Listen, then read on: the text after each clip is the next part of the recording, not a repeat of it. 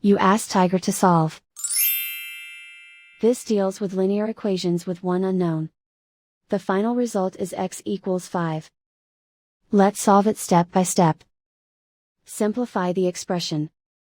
Expand the parentheses. Simplify the arithmetic.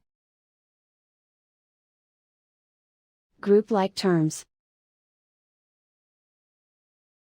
Multiply the coefficients. Expand the parentheses.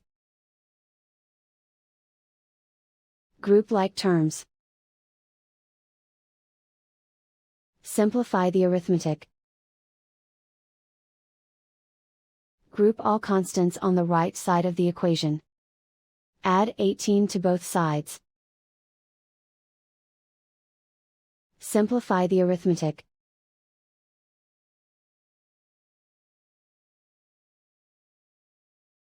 Isolate the x.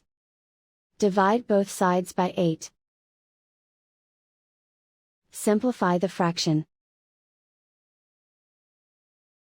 Find the greatest common factor of the numerator and denominator. Factor out and cancel the greatest common factor. And so the final result is x equals 5.